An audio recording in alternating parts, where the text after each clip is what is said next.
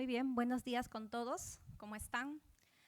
Darles la bienvenida para iniciando ya este congreso, el Congreso Latinoamericano de Patología Clínica, Medicina de Laboratorio, que en esta oportunidad se está realizando aquí en Lima.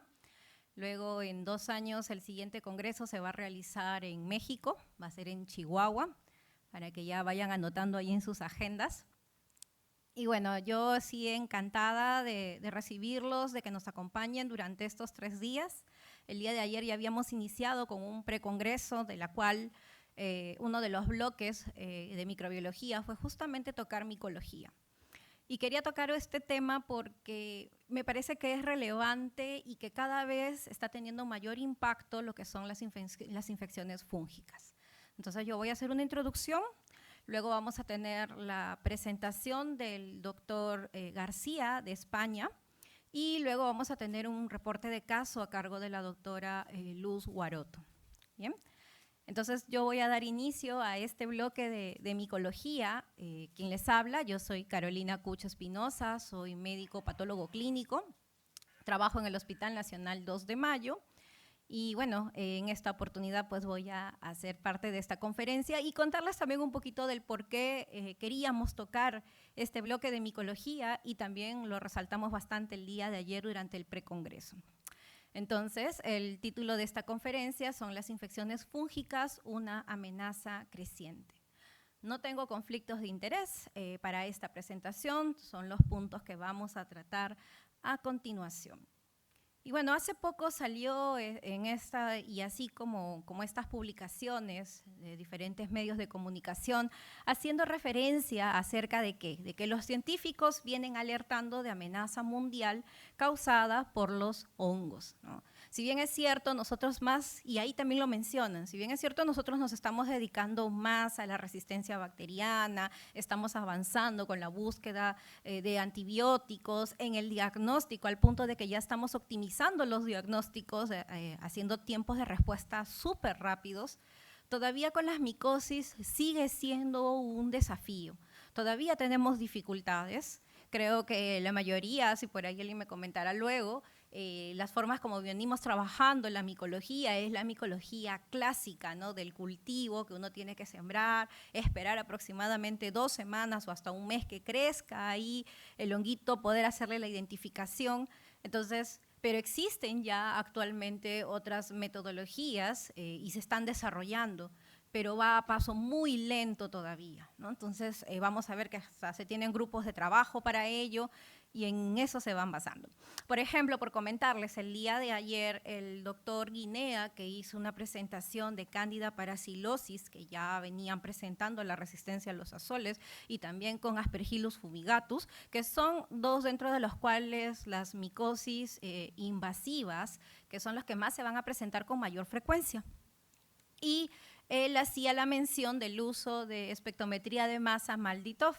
Y preguntó ayer también en la sala, ¿no?, cuántos utilizaban MALDI-TOF. Y bueno, pues en la sala, solamente acá en Lima por lo menos, somos 3 lugares en los cuales se realiza con esta metodología, ¿no? Y ellos utilizan esta metodología para poder hacer la identificación de los hongos, ¿no? Bueno, entonces ya desde ahí ya comienzan a dar la alerta acerca pues de que sí se está evidenciando esta resistencia. Entonces, estos patógenos fúngicos, como veníamos mencionando, pues constituyen una amenaza importante para la salud pública, ¿no?, ya que cada vez es más común y es resistente poder encontrarlos al tratamiento.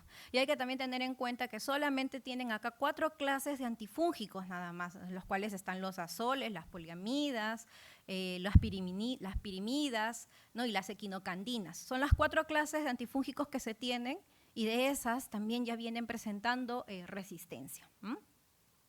Para la mayoría de los patógenos fúngicos, como venía haciendo mención, pues no se disponen de pruebas diagnósticas rápidas y sensibles. Creo que están contaditas con los dedos en la mano, ¿no? Por ejemplo, para criptococo utilizamos el antígeno de criptococo, ¿no? Para las muestras, para cuando sospechamos de aspergilosis, utilizamos el galactomanano de muestras de lavado broncoalveolar, ¿no?, o de muestras de sangre, pero se trabaja bajo ciertas condiciones, ¿no?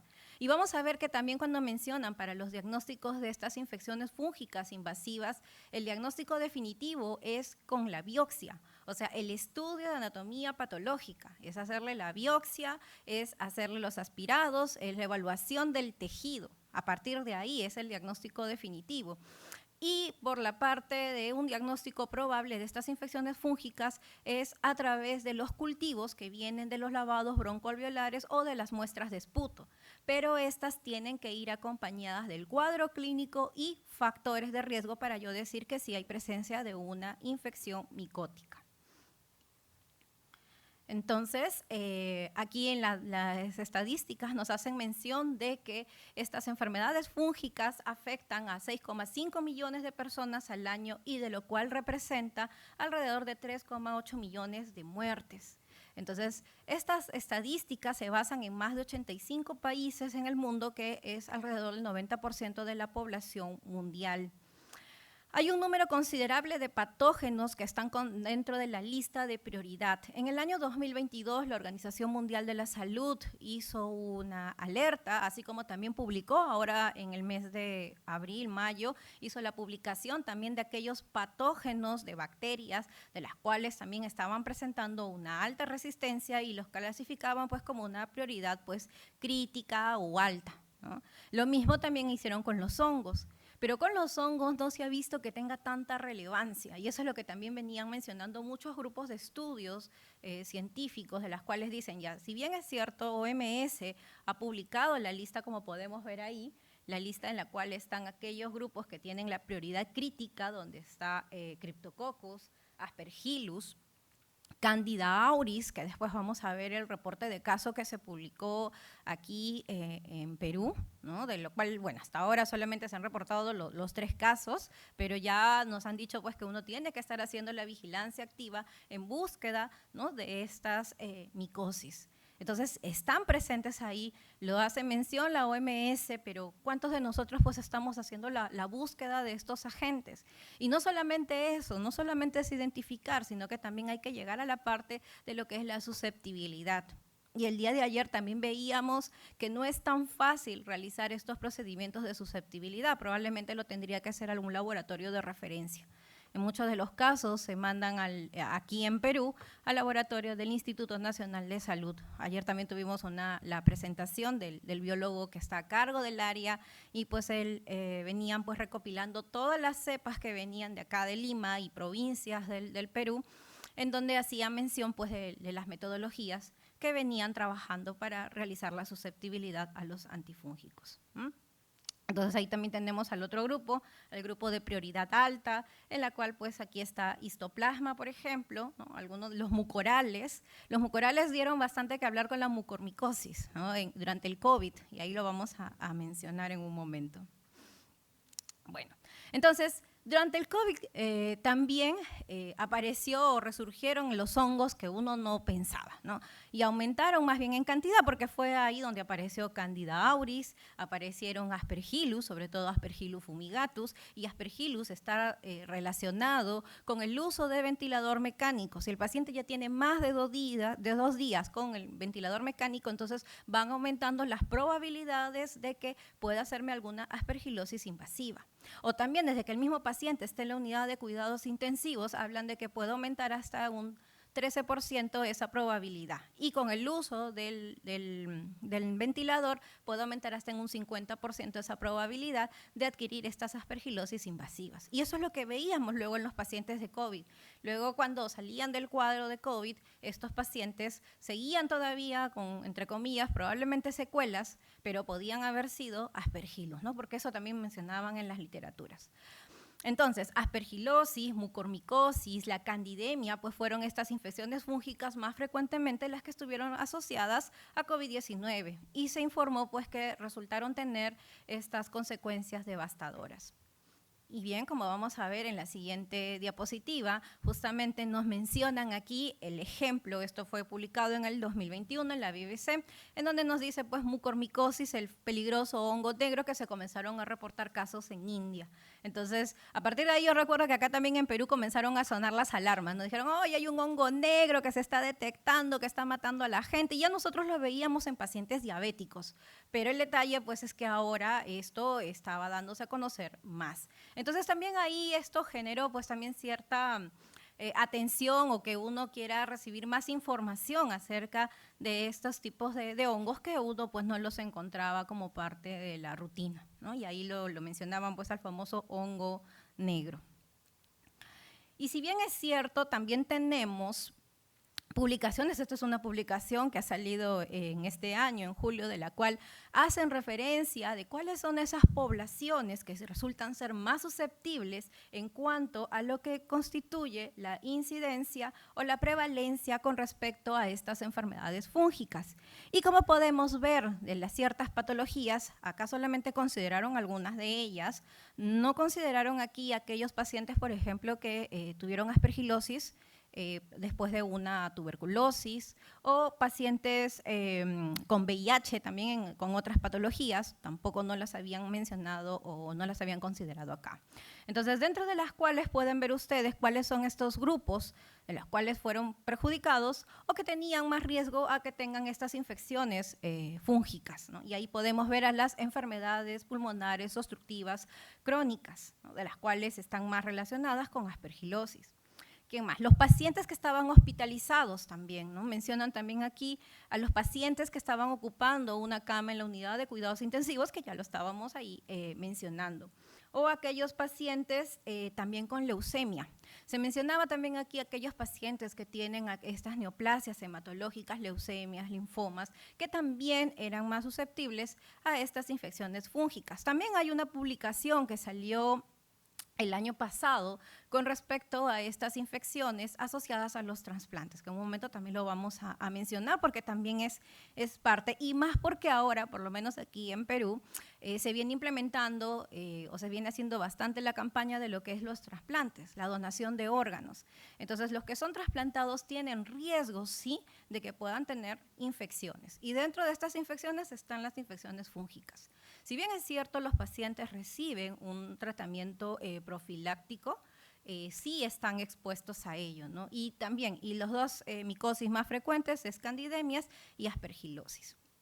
Entonces podemos ver ahí acerca de los grupos, ¿no? Ahí están las leucemias, la leucemia amiloide aguda, los trasplantes halogénicos, los trasplantes de células hematopoyéticas halogénicos, las neoplasias de pulmón, y también ahí están los grupos de tuberculosis pulmonar y asma, ¿no? De los cuales se han visto que están relacionados. Entonces, viendo esto en la incidencia con respecto a estas micosis invasivas potencialmente mortales, se puede ver ahí que esta aspergilosis invasiva, están las aspergilosis pulmonares crónicas, ¿no? Y también están las candidemias. Pero ¿quiénes son los grupos de los cuales están más afectados con aspergilosis invasiva? Pacientes que tienen enfermedades pulmonares obstructivas crónicas, pacientes que están en las unidades de cuidados intensivos, pacientes que tienen neoplasias de pulmón y las leucemias, linfomas y trasplantes de células hematopoyéticas halogénicas, ¿no? Entonces es lo que nos menciona. Y en cuanto a las candidemias, dentro del grupo de las candidemias, pues aquí tenemos en color rojito que se ven las candidemias, y las candidiasis invasivas sin candidemia también hacen mención.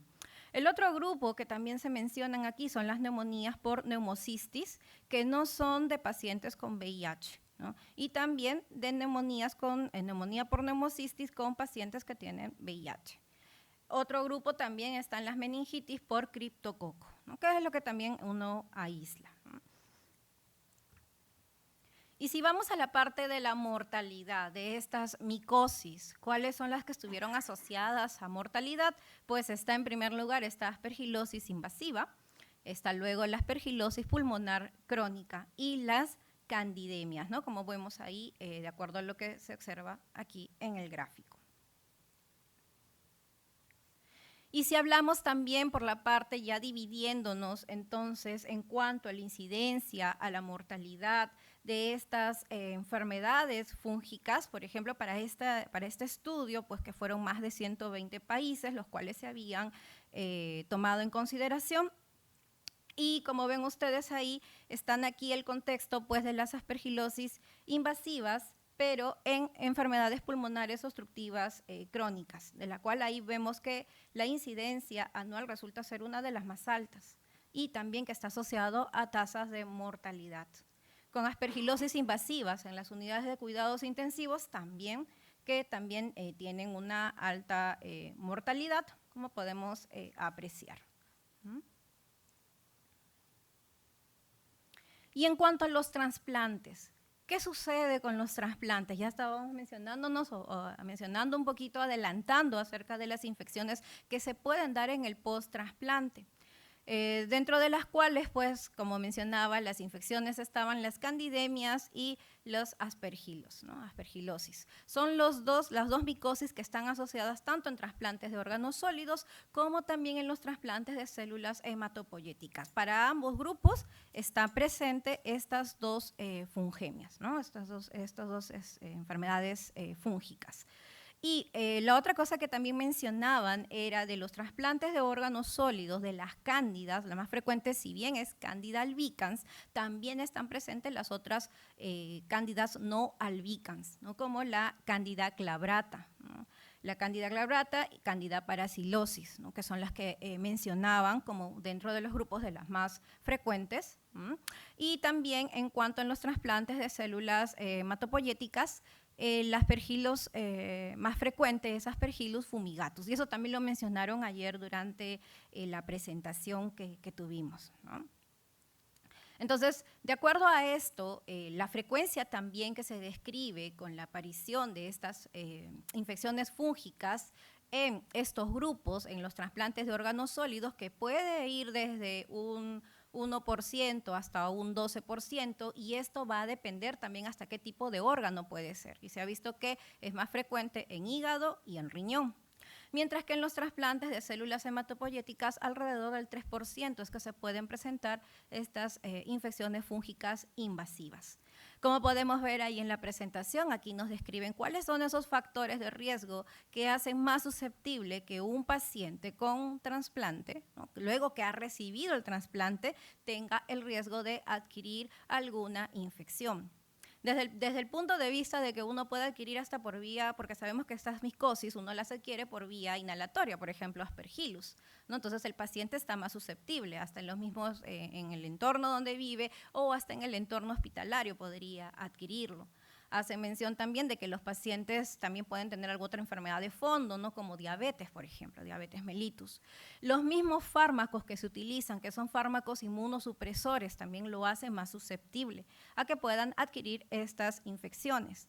Además, también los pacientes reciben tratamiento antibiótico, y el hecho de que reciban tratamiento antibiótico también se hace mención de que cambia la microbiota. Entonces, el hecho de que cambie la microbiota también lo mencionan como más susceptible a que pueda realizar algún tipo de estas infecciones fúngicas invasivas.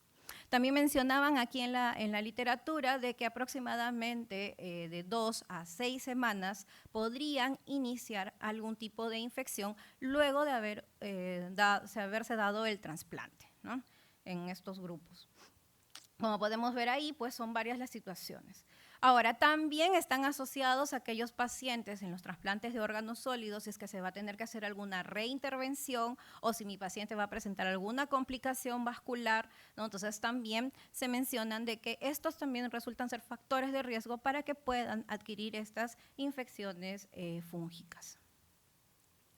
Y bien, como dice aquí en este título que nos hace mención y nos dice, más allá de las bacterias, la creciente amenaza de la resistencia a los antifúngicos, ¿no? Entonces, aquí en esta carta, ¿no?, que menciona aquí el autor, hace referencia de cuáles son las complicaciones que les venía mencionando al inicio, ¿no?, que nosotros dábamos mucha prioridad a lo que son a las infecciones bacterianas, la búsqueda de la resistencia bacteriana. Tenemos grupos, ayer mencionábamos, ¿no?, acá también tenemos hasta grupos de proas que nos encargamos de estar viendo toda la parte de la resistencia, pero la parte de las micosis pues están quedándose de lado, ¿no? Entonces, él hace ahí una reflexión y nos dice pues que estos diagnósticos de infecciones fúngicas pues suelen retrasarse o resultan difícil, lo que aumenta el uso inadecuado del tratamiento antifúngico y el riesgo de aparición de resistencia in vivo. Otro que también ahí hace la reflexión es que un factor que contribuye a este problema, como me venía mencionando, hay pocos ensayos de flujo lateral sencillos disponibles para poder hacer un diagnóstico con precisión de un grupo de enfermedades fúngicas, ¿no? Entonces, estos métodos más precisos y sensibles, la espectrometría de masa, que en nuestro caso, en nuestros países, pues resulta ser pues un poco limitado, ¿no? Por eso dicen aquí, está lejos de una realidad para los laboratorios de las cuales vengan de países de bajos y medianos ingresos. Las pruebas de sensibilidad a los antimicóticos también son complejas y están fuera del alcance de la mayoría de los laboratorios de diagnóstico y requieren también de una formación especializada. Después también hacen mención acerca de que del aumento de las infecciones que se estaban observando con Aspergillus fumigatus resistente a los azoles, ¿no? La Cándida parasilosis, ¿no? Que ahora se le conoce con el nombre de Nacasiomices glabratus, ¿no? Ese es su nombre ahora, resistente a los azoles y a las equinocandinas. Y también la epidemia de Cándida auris resistente a múltiples fármacos y panresistente, ¿no? Un tricofitón que también resulta ser resistente a la terbinafina, ¿no? Que es uno de los tratamientos que se utiliza, ¿no? Como parte de lo que se tiene, ¿no? Para estas micosis. Y bien, mencionando entonces a Cándida auris, vamos a contar aquí un poquito de este reporte de caso que se tuvo aquí en el Perú. Este pues resulta ser un patógeno muy problemático porque puede persistir en el entorno hospitalario, ¿no? Y tiene modos de transmisión que también resultan ser similares a las bacterias resistentes a múltiples fármacos. Todavía sigue siendo un desafío porque puede presentar resistencia pues, a varios o incluso a todos los principales antimicóticos, ¿no? Que ya los estábamos mencionando. Y bien, este fue el reporte, ¿no? de Cándida auris, el primer reporte que fue publicado en el 2021. Esto sucedió en el Hospital Almenara, ¿no? Que ahí también le hacen mención, fue entre agosto y noviembre del 2020, que fueron 3 pacientes de los cuales se aisló la Cándida auris. Aislaron 5 cepas sospechosas de Cándida auris provenientes de 4 hemocultivos y de una herida, ¿no? Aislados de 3 pacientes hospitalizados. Y ahí tienen a los 3 casos de los cuales podemos ver ahí que de estos 3 casos que sucedió en este hospital, que también es un hospital de alta complejidad, pues 2 de ellos se aislaron en pacientes hospitalizados y uno que fue en consultorio, se aisló en el consultorio de dermatología a través de una secreción de herida, por ahí tomaron la muestra. Lo que sí se puede apreciar aquí es que estos 3 casos estuvieron expuestos por lo menos a un dispositivo invasivo, tuvieron estancias hospitalarias prolongadas, también tuvieron infecciones bacterianas, Acinetobacter, Pseudomonas, o sea, ya venían recibiendo también antibióticos de amplio espectro. Y de los 3 casos, un paciente falleció, y ninguno tampoco recibió tratamiento antifúngico. Entonces entenderemos de que estos pacientes estaban ya colonizando pues a esta cándida, ¿no? Entonces, y también vieron que las cepas aisladas mostraron resistencia al fluconazol.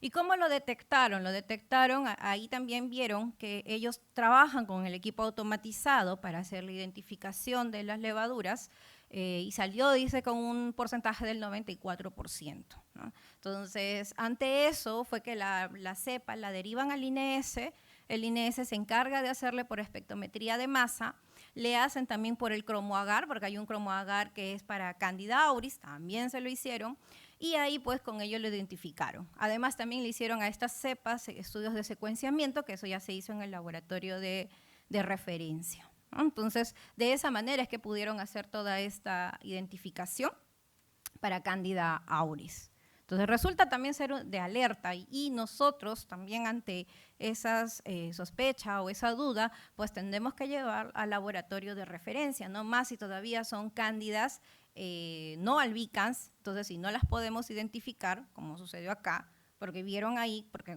en la rutina uno trabaja con el cromoagar, que solamente no se identifica alguna de las cándidas, entonces ellos vieron y dijeron, no, acá hay cándida no albicans. Entonces, eso fue lo que motivó luego trabajarlo en el equipo automatizado.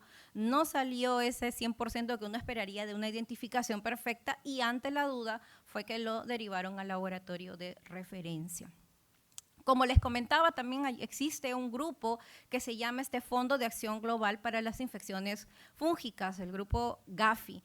Si ustedes acceden a la página web, también pueden entrar ahí a lo que es cómo se ve el comportamiento de las micosis a nivel mundial, de diferentes tipos de micosis, y ahí también hacen una reflexión por la parte del diagnóstico, que si bien todavía resulta siendo poco, ¿no? Resulta siendo poco. Y este grupo dice que se formó en el año 2013 y que resulta ser uno de los grupos que está involucrado pues, con los que son las enfermedades fúngicas en términos de salud pública y estima que con un mejor diagnóstico y tratamiento disponible pues se va a lograr reducir este número de muertes por aquellas enfermedades por micosis, ¿no?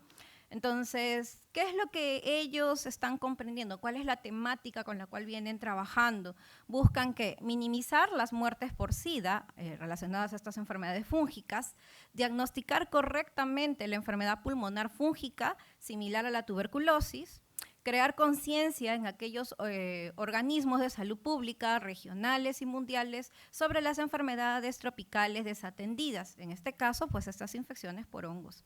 Ampliar a los servicios de laboratorio para el diagnóstico de estas enfermedades fúngicas mediante la educación, transferencia de tecnología y atender esta resistencia fúngica, antifúngica como un problema global urgente.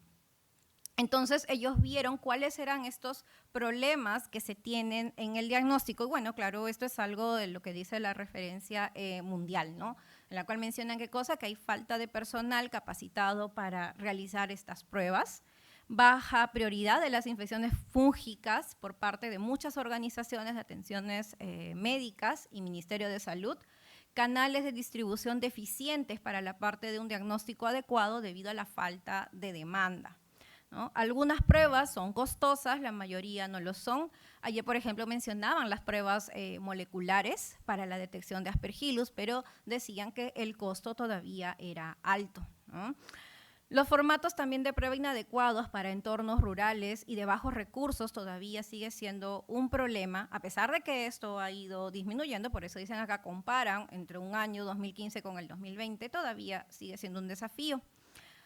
Otra de las cosas que también mencionan, bueno, acá no creo que lo veamos tanto, que dice que no hay instalaciones de laboratorio, suministros de electricidad que resulten ser ilimitados o intermitentes y la falta de la estandarización y validación de pruebas en diferentes países, lo cual esto genera incertidumbre en el rendimiento diagnóstico. Porque también, si uno revisa, también hay investigaciones que se hacen y muchos de los que se realizan también hasta son protocolos in-house, ¿no? Que uno desarrolla, sobre todo con los laboratorios de referencia, y lo trabajan para sus propias cepas.